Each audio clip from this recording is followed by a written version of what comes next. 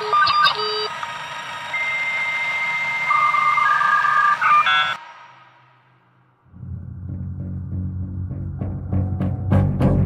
सबको बचपन में सिखाया जाता है ना कि स्ट्रेंजर से बात नहीं करनी, स्ट्रेंजर से कुछ लेके नहीं खाना, स्ट्रेंजर से दूर रहना। Strangers are not safe. क्योंकि आज तुम लोगों को मैं जो कहानी सुनाने वाला हूँ ना, उसकी रिसर्च जब मैं कर रहा था तो मेरे भी रंग उड़ गए थे। क्योंकि आज जो स्टोरी मैं तुम लोगों को सुनाने जा रहा हूँ ना, ये स्टोरी को सुनने के बाद जब तुम लोगों के बच्चे होंगे ना, तो तुम लोग उनको बहुत केयर किया करोगे, उनको बहुत प्रोटेक्ट किया करोगे, उनकी बहुत ज़्यादा उनके लिए मोहतात हुआ करोगे। जितने भी लोग तुम्हारे बच्चों के अराउंड होंगे, चाहे वो तुम्हारे रिश्तेदार हों या तुम्हारे अजीज़ो क़रीब हों, मिलने वाले हों, तुम हर बंदे को जो है वो देखोगे और शक की निगाह से देखोगे। बिकॉज़ मैं जब इस स्टोरी के ऊपर मुझे पता चला और मैंने इसके ऊपर रिसर्च करना शुरू की, तो जो चीज़ें मैंने पढ़ी, जो चीज़ें मैंने देखी, वो इतनी ज़्यादा डिस्टर्बिंग थी कि मैं तो डर गया हूँ पर्सनली कि कल को जब मेरे बच्चे होंगे तो how am I going to protect them, ये जानते हुए कि इस तरह के हैवान और जानवरों के मानंद लोग हमारे साथ उस दुनिया में रहते हैं जिस दुनिया में मैं रहता हूँ, तुम रहते हो। इंसानों के अंदर कुछ ऐसे बदतरीन किरदार जानवर छुपे होते हैं जिनको हम आइडेंटिफाई नहीं कर सकते।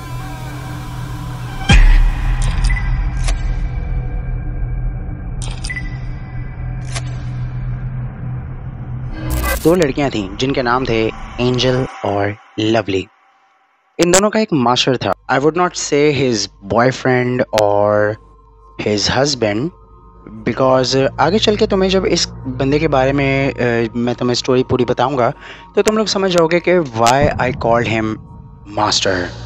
और इन दोनों लड़कियों के मास्टर ने एक दिन इन दोनों लड़कियों को बताया कि भाई हम लोग जो है वो यहाँ से शिफ्ट कर रहे हैं और हम लोग जिस नई जगह पे जा रहे हैं वहाँ पे हमने एक नया बिजनेस शुरू करना है। जिस जगह ये लोग जा रहे थे उस जगह का नाम था मेलाबेले। ये तीनों मेलाबेले जाके एक बिजनेस शुरू करने वाले जो कि आगे चल के डार्क वेब की हिस्ट्री का डार्केस्ट बिजनेस बनने वाला था।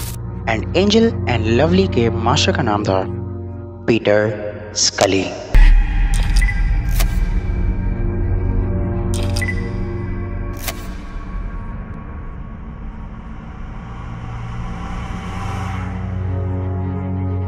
अब अगर ये वर्ड तुम लोग पहली बार सुन रहे हो, ये डार्क वेब वगैरह क्या होता है, और अगर तुम लोगों को इसके बारे में कोई भी नॉलेज नहीं है तो YouTube के ऊपर बेशुमार ऐसी वीडियोस तुम लोगों को मिल जाएंगी जिसके ऊपर बताया हुआ है कि व्हाट इज़ डार्क वेब और इससे रिलेटेड सारी चीज़ें। लेकिन अगर तुम लोग ये वीडियोस को नहीं भी देखना चाहते तब भी तुम्हें ये स्टोरी सुन के पता लग जाएगा कि पीटर स्कली किस किस्म का इंसान था। और इट्स पॉसिबल कि तुम लोग इस स्टोरी को सुनने के बाद जो है वो तुम लोग बिलीव ना कर सको कि it's all true. Trust me, मैं भी नहीं कर पाया था। पीटर स्कली पैदा हुआ मेलबर्न ऑस्ट्रेलिया के अंदर ऑन 13 जनवरी 1963। पीटर स्कली हमेशा से ही थोड़ा सा ऑफ इंसान था। इसके जितने भी नेबर्स वगैरह थे वो इसको बहुत ही वियर्ड किस्म का इंसान समझते थे। ऑल्दो किसी ने भी इसके खिलाफ कोई पुलिस कंप्लेंट फायर नहीं की थी, बिकॉज सब लोगों को अंदर से फील होता था कि समथिंग अबाउट पीटर स्कली इज जस्ट नॉट राइट। जब पीटर स्कली ऑस्ट्रेलिया के अंदर था तो उसकी एक शुगर बेबी भी थी। जिन लोगों को शुगर बेबी का नहीं पता उन लोगों को बताता चलूँ, एक फीमेल, कोई भी एक फीमेल जिसका आप खर्चा उठा सको और इन रिटर्न वो आपकी गर्लफ्रेंड बन जाए without attaching any kind of emotions, without attaching any kind of feeling. So back when Peter स्कली वाज इन ऑस्ट्रेलिया, उसने काफ़ी लोगों के साथ अलग अलग किस्म के स्कैम किए हुए थे, जिसमें से एक इसका बहुत प्रोमिनेंट स्कैम था जो कि था $2.5 मिलियन का एक प्रॉपर्टी स्कैम। और जब इस प्रॉपर्टी स्कैम के बारे में पुलिस रिपोर्ट जो है वो फाइल की गई तो कॉप्स ने पीटर स्कली का बैकग्राउंड चेक किया और बैकग्राउंड चेक करने के बाद मोर और लेस पीटर स्कली के ऊपर 171 से ज़्यादा केसेस फाइल हो चुके हैं। वो इतनी सारी क्रिमिनल एक्टिविटीज़ के अंदर इन्वॉल्व था। एंड जब पीटर स्कली के ऊपर ये चार्जेस लगे तो पीटर स्कली अपनी शुगर बेबी के साथ मैनिला भाग गए। और मैनिला भाग जाने की वजह से उस वक्त वो पुलिस के हाथों नहीं लग पाया। लेकिन फिलीपींस जाने के बाद भी पीटर स्कली की हरकतें कुछ ज़्यादा ही सुधरी नहीं थी। मैनिला में पीटर एक एस्कॉर्ट से मिलता है जिसका नाम था कार्मेन एंड एल्वारेज। शुरू में कार्मेन जो है वो पीटर को अपनी एस्कॉर्ट सर्विसेज प्रोवाइड करती थी, लेकिन आहिस्ता आहिस्ता पीटर स्कली उसका रेगुलर कस्टमर बनने लग गया। और एक टाइम आया कि पीटर कार्मेन के दिमाग पे हावी होने लगा। वो उसको मेंटली ब्रेक करके अपना गुलाम बना रहा था। She was becoming his slave. Peter स्कली ने फिलीपींस के अंदर जो कुछ पहले चंद स्लेव्स बनाए थे, Carmen was one of them. Carmen और पीटर के बीच में एक इस तरीके का ट्रोमैटिक बॉन्ड बन चुका हुआ था कि पीटर उसको कोई भी बात कहता, कार्मेन उसको बिना कोई सवाल किए सिर्फ पीटर के हुक्म को पूरा करती। वह उसको कोई काम अच्छा लगता या ना लगता, वो सिर्फ पीटर की हाँ में हाँ मिलाती और वो पीटर जो भी उसको कहने को कहता वो चुपचाप करती। और इसी लड़की कार्मेन को आगे जाके पीटर ने निकनेम दिया एंजल।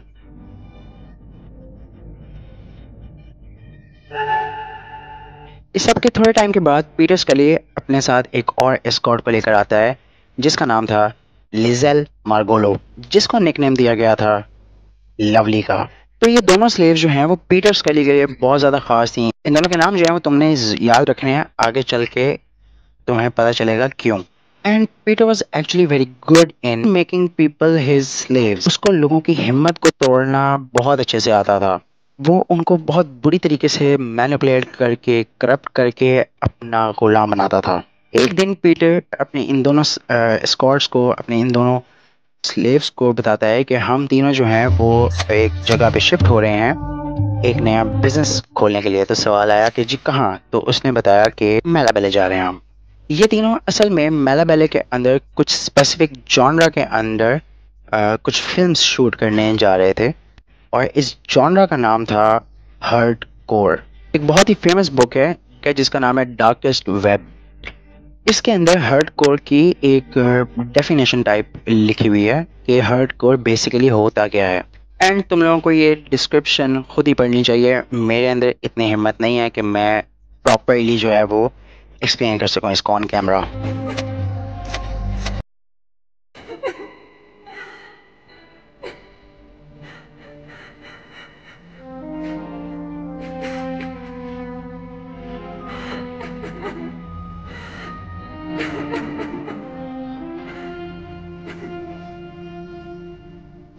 मेलाबेले में शिफ्ट होने के बाद पीटर स्कली तो जैसे हर्ट कोर जॉनरा का एक प्रॉपर डायरेक्टर बन चुका हुआ था और ये सारी वीडियोस जो पीटर स्कली बनाता था वो अपलोड करता था डार्क वेब के ऊपर, एक वेबसाइट के ऊपर जिसका नाम था हर्ट टू द कोर। ये वेबसाइट ओन करता था लक्स नाम का एक बंदा, लेकिन लक्स के बारे में हम अगले एपिसोड के अंदर बात करेंगे। आज जो है वो बस सिर्फ तुमने ये हर्ट टू द कोर और लक्स का नाम जो है वो ये भी। अब पीटर स्कली को बहुत जल्द ये रियलाइजेशन हो गई थी कि इस जॉनरा के अंडर, ये जो हर्ट कोर जॉनरा है, इस जॉनरा के अंडर ये वीडियोस बना के बहुत जल्द क्रेजी अमाउंट ऑफ पैसे जो है वो बना सकता। अब नाम सुनकर तुमको अंदाजा हो चुका होगा कि ये किस तरह की वीडियोस जो है वो बनाता होगा। अब इस पूरे बिजनेस के अंदर जो है वो 3 लोग इन्वॉल्व थे, पीटर स्कली, लवली और एंजल। अब पीटर स्कली का काम तो हमें समझ आती है कि वो डायरेक्टर था, उसका काम था वो फिल्म्स शूट करे। तो लवली और एंजल का क्या काम था? इन दोनों लड़कियों का बस एक ही काम था कि ये बाहर जाएं और बाहर से छोटे बच्चे पकड़ के अपने साथ लेकर आए पीटर स्कली के पास। ऐसे बच्चे जिनका कोई वाली वारिस नहीं है, जिनको कोई पूछता नहीं है, जो कि खाने पीने के लिए मोहताज हैं, गुर्बत के बिल्कुल सतह के ऊपर रहते हैं, फुटपाथ वगैरह पे सोते हैं। तो एंजल और लवली का काम यही था बस कि वो इस तरह के बच्चे ढूंढ के पीटर स्कली के पास लेकर आए, या वो ऐसे माँ बाप के पास जाएं जो कि डेली $1 या $2 के ऊपर मुश्किल से गुजारा कर रहे हैं, जिनके अपने सर पे छत नहीं है, जिनके अपने पास पेट भरने को खाना नहीं है। एंजल और लवली ऐसे पेरेंट्स के पास जाके छोटी छोटी बातें और छोटे छोटे वादे करती थी कि हम आपके बच्चे को शेल्टर देंगे, हम आपके बच्चे को खाना देंगे, हम आपके बच्चे की अच्छी परवरिश करेंगे। और माँ बाप एंजल और लवली की इन चिकनी चुपड़ी बातों के ऊपर बड़े आराम से आ जाते थे कि यार ये लोग जो हैं वो हमारे बच्चों को अच्छी परवरिश देंगे, इनका फ्यूचर बन जाएगा। बट उनके वहमो गुमान में भी नहीं था कि उनके बच्चों के साथ आगे जाके क्या होने वाला था। जब एंजल और लवली इन बच्चों को अपने साथ लेकर आ जाती थी तो इसके बाद काम शुरू होता था पीटर स्कली का। और पीटर उन सब बच्चों को अपनी इन वीडियोस के लिए प्रिपेयर करता था और प्रिपरेशन के अंदर वो उनको पॉइंट दिखाता था। अगर कोई ना भी देखना चाहे तो वो उसके और ये टॉर्चर घंटों तक चलता था। इन्हीं बच्चों में से 2 लड़कियां थीं जिनकी एज 9 साल और 12 साल, जिनको एंजल और लवली ही पकड़ के लेकर आई थीं।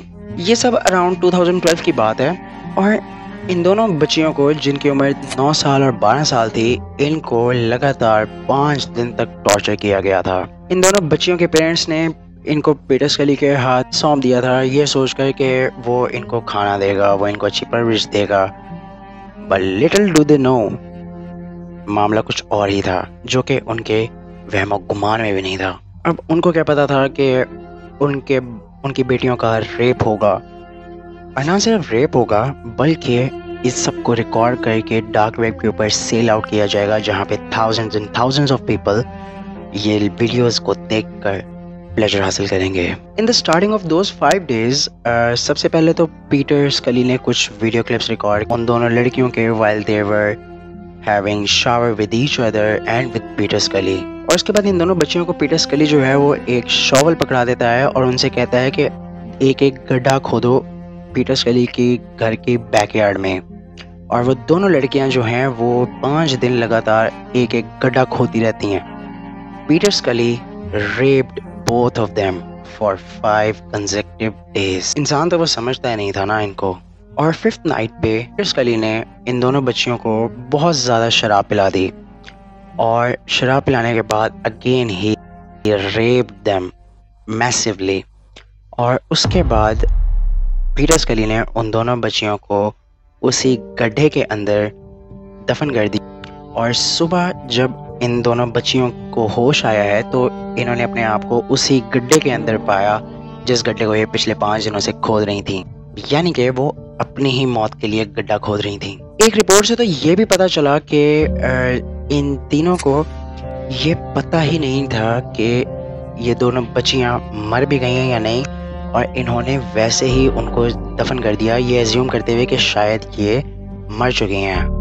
इन तीनों ने चेक करना भी गवारा नहीं किया कि उनकी सांसें चल रही हैं कि नहीं। और ये तमाम वीडियोस गड्ढा खोदते हुए और शावर लेते हुए और पॉइंट देखते हुए और शराब वगैरह पीते हुए और जितनी भी इनह्यूमन एक्टिविटीज़ थी, ये सारी की सारी वीडियोस को रिकॉर्ड किया गया under Peter Scully's brand no limits fun. जब सुबह बच्चियों की रोने की आवाज़ पीटर स्कली ने सुनी तो पीटर स्कली ने उन बच्चियों को जो है वापस गड्ढे से निकाला और अपने घर में कैद कर दिया। और ये दोबारा से प्लान में लग गया कि वो इनके साथ मजीद और किस किस तरह के टॉर्चर कर सकता है। एक दिन एंजल ने खुद ही उन बच्चियों की जंजीरें जो हैं वो कट लूज कर दी और उनको भागने दिया, बिकॉज एंजल को उन बच्चियों की हालत को देखकर तरस आ गया था। पीटर स्कली ने उन बच्चियों को डॉग लीशेस में बांधा हुआ था, कुत्ते का पट्टा पहनाया हुआ था उन बच्चियों को। तो जैसे ही वो दोनों बच्चियां पीटर स्कली के घर से फरार हुई, वो सीधा भागी अपने घर और अपने पेरेंट्स को जो है वो रो रो के सारा माजरा बताया कि उनके साथ 5 दिन होता क्या रहा। और उन बच्चों के पेरेंट्स फौरन पुलिस पे गए रिपोर्ट करने के लिए। और जैसे ही पुलिस वालों को पता चला कि पीटर स्कली क्या कर रहा है, वो फौरन भागे पीटर स्कली को अरेस्ट करने के लिए। लेकिन in the main time Peter स्कली और लवली भाग चुके हुए थे। लेकिन पुलिस ने एंजल को अरेस्ट कर लिया और इन्वेस्टिगेशन शुरू करते साथ ही एंजल ने सारी कहानी पुलिस को बता दी कि पीटर स्कली क्या क्या करता था और नो लिमिट्स फन वगैरह के बारे में हर चीज़ उसने जो है वो पुलिस को बता दी। नाउ यहाँ से स्टोरी और ज़्यादा डार्क और क्रीपी हो जाती है। पुलिस से बचकर भाग जाने के बाद पीटर स्कली ने 3 नए शिकार अपने शिकंजे में लिए। वो 3 नए विक्टिम्स को पकड़ के लेकर आया था, जिनमें से एक का नाम था बारबी जो कि 12 साल की थी, दूसरी का नाम था लीसा जो कि 11 साल की थी, और तीसरी का नाम था डेजी जो कि 18 महीने की थी, 18 मंथ्स। पहले पीटर ने बारबी को फोर्स किया कि वो बाकी दोनों लड़कियों के साथ जो है वो टॉर्चर करे उनको, बिकॉज बारबी उम्र में सबसे ज़्यादा बड़ी थी, 12 साल की। और वो कई दिनों तक बारबी को फोर्स करता रहा, लीजा और डेजी को टॉर्चर करवाता रहा। एंड डेजी जो कि उन तीनों विक्टिम्स में सबसे ज़्यादा कम उम्र की थी, she was only 18 months old. And after that torture dark web के ऊपर स्नफ वीडियोस की हिस्ट्री में सबसे ज़्यादा डार्केस्ट और क्रीपीएस्ट वीडियो आती है, डेज़ीज डिस्ट्रक्शन।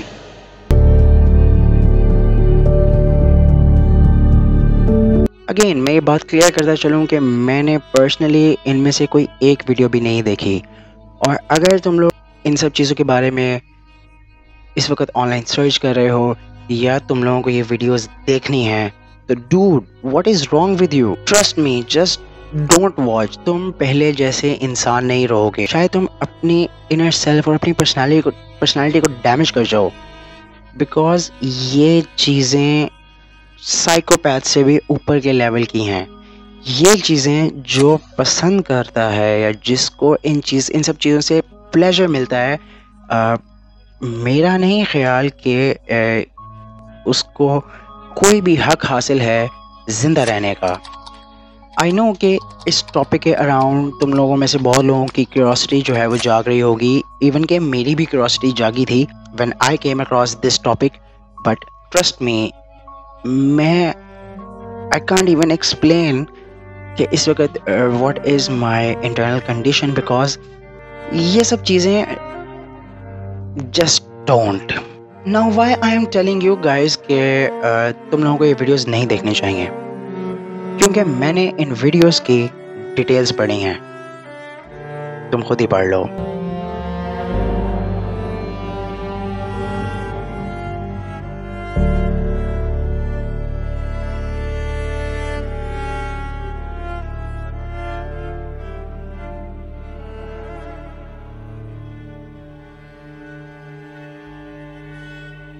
अच्छा, ये जो वीडियो थी ना, डेज़ीज डिस्ट्रक्शन, इसके अंदर जो प्राइमरी अब्यूज़र है ना, वो थी लिजेल, यानी कि लवली। इस वीडियो के अंदर पीटर स्कली पर्सनली अब्यूज़ नहीं करता, और वो सिर्फ लवली को बिहाइंड द कैमरा इंस्ट्रक्शंस देता है कि ऐसे करो, ऐसे करो, ऐसे करो। और तुम्हें पता है सबसे ज़्यादा फक्ड अप बात जो मुझे लगी है वो कौन सी है? कि पीटर स्कली was uploading videos consecutively on the dark web, और there were plenty of people जो कि thousands and thousands of dollars जो है वो पे कर रहे थे पीटर स्कली को इन वीडियोस को देखने के लिए, बिकॉज इतने सारे लोगों को इस क्रीपीनेस और इस अनह्यूमेन किस्म के एक्ट्स को देखकर प्लेजर मिल रहा था।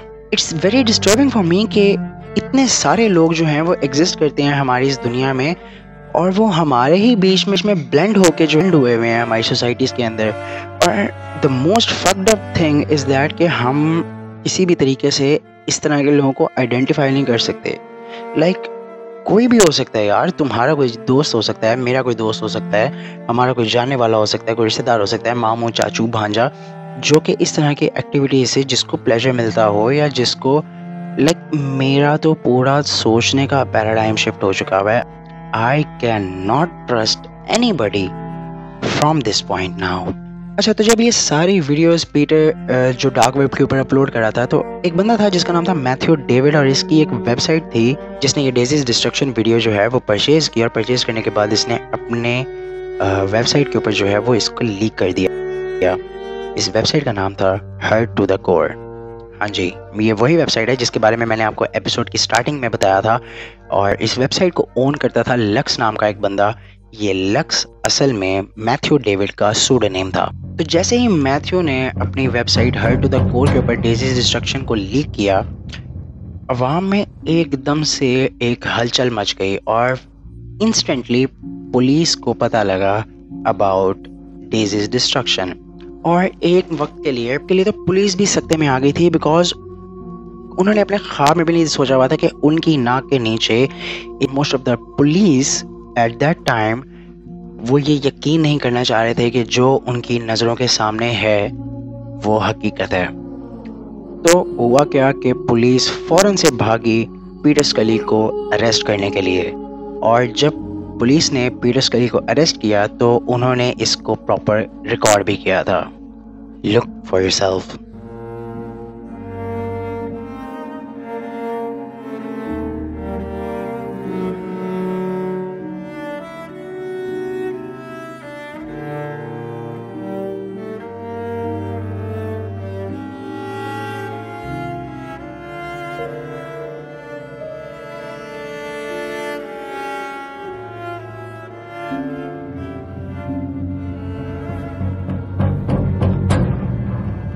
अब डेज़ीज डिस्ट्रक्शन बनाने में सिर्फ पीटर स्कली का हाथ नहीं था, उसमें जो प्राइमरी अब्यूज़र थी वो थी lovely.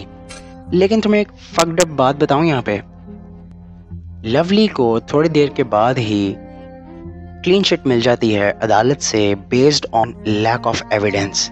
Like how is this possible? वो वीडियो के अंदर प्रॉपरली दिख रही है अब्यूज करती हुई डेजी को एंड उसके खिलाफ एविडेंस नहीं है, उसको छोड़ दिया गया for the reason of lack of evidence. Like ये कुछ सेंस बन रही है? खैर, जब पीटर स्कली और लवली को अरेस्ट किया गया तो इन्वेस्टिगेशन के दौरान लवली ने जितने भी चट्टे घट्टे थे इस पूरे बिजनेस के, पीटर स्कली के, नो लिमिट्स फन के, इनको कितने पैसे आ रहे थे, कितनी वीडियोस बना रहे थे, इन्होंने कितने बच्चे पकड़ के लाए थे, ये सारी डिटेल्स लवली ने पुलिस को दे दी। एंड इस सारी इन्फॉर्मेशन के अंदर एक बहुत ज़रूरी और क्रूशल इन्फॉर्मेशन ये भी थी कि जिसके अंदर लवली ने बताया कि कुछ बॉडीज़ के बारे में जो कि पीटर स्कली और लवली और एंजल ने दफनाई। और जब पुलिस को उनकी लोकेशन दी गई तो पुलिस फौरन वहाँ पे भागी सर्च ऑपरेशन करने के लिए। And what they found was disturbing.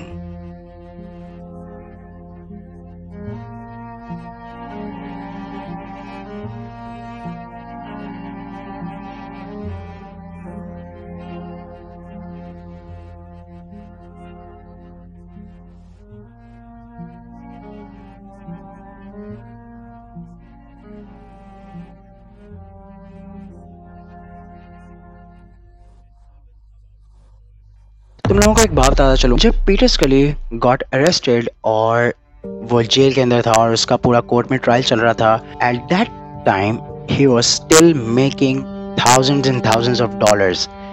इतने ज़्यादा अमाउंट में लोग उस वक्त भी पीटर स्कली की इस नो लिमिट फंड्स की स्नफ वीडियोस को देख रहे थे, इसकी इतनी डिमांड थी। After the Daisy's destruction video, Daisy was recovered, she is healthy and alive at that time. लेकिन मुझे नहीं लगता माँ उसने बर्दाश्त किया है, वो कभी भी इस ट्रॉमा से कभी भी पूरी तरीके से रिकवर हो सके। इवन राइट नाउ मैं एक अजीब से किस्म के ट्रॉमा के साथ गुजर रहा हूँ, ये चीज़ें सोचते हुए कि ऐसे लोग, एक तो पीटर स्कली जैसे लोग जो कि इस तरह की वहशी और दरिंदगियों वाली हरकतें करने के केपेबल हैं, वो पाए जाते हैं। दूसरी तरफ इतने सैकड़ों और हज़ारों की तादाद में लोग हैं जो कि इस तरह की वीडियोस और इस तरह के एक्ट्स में प्लेजर हासिल करते हैं। इट्स सो फक्ड अप ना। And the most bizarre thing is that कि हम इस तरह के लोगों को आइडेंटिफाई भी नहीं कर सकते, ये हम लोगों में ही घुल मिल के रहते हैं। There is a part of me जो कि दिल से चाहता है कि ये स्टोरी रियलिटी बेस्ड ना हो, ये स्टोरी साइंस फिक्शन हो, but this Indeed is a true story.